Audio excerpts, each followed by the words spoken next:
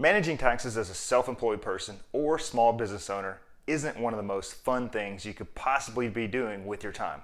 But it is important and necessary for those that do intend to make more than $1,000 per year. If you make at least $1,000, you are required to make estimated quarterly tax payments. So I'm going to cover what you need to know about estimated payments and income taxes as a self-employed or small business owner. Now, before we get started, a rule of thumb is to set aside about 30% of your income when it comes in for taxes. But when you want to actually calculate what you should pay towards those estimated payments, there's two things that are involved. One, you have to pay income tax. And then the second part of that is you have to pay what's called self-employment tax. Now, income tax is the first thing, and we're all familiar with income tax.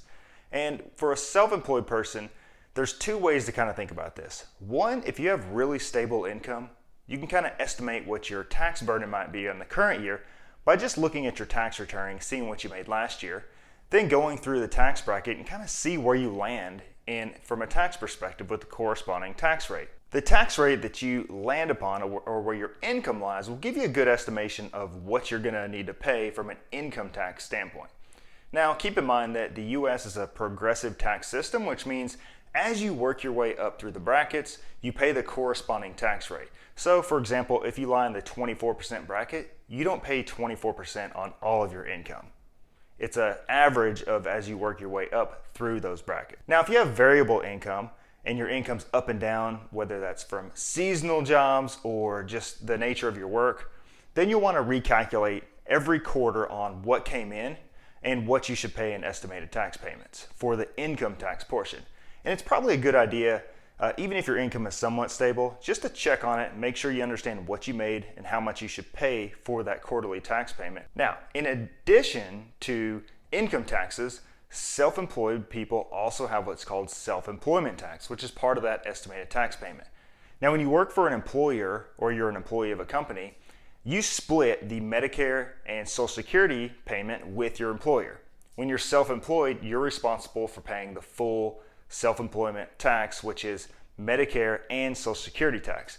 And that comes out to 15.3%. This self-employment tax of 15.3% sometimes throws off self-employed people or newly self-employed persons.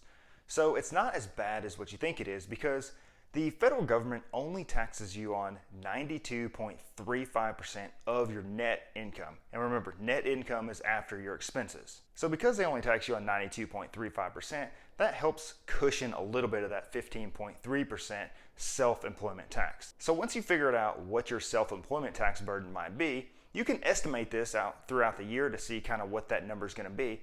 But better yet, it's better to calculate this each quarter and send in the right amount for your estimated quarterly payments, which is a combination of your self-employment tax plus your income tax based on that particular quarter.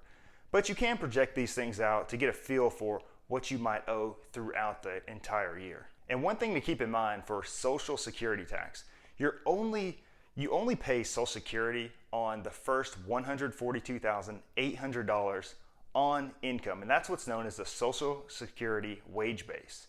So anything above that, you don't actually pay into Social Security. So when exactly are these estimated quarterly tax payments due? Well, the first quarterly payment for quarter one is due April 15th. The second quarterly payment is due June 15th.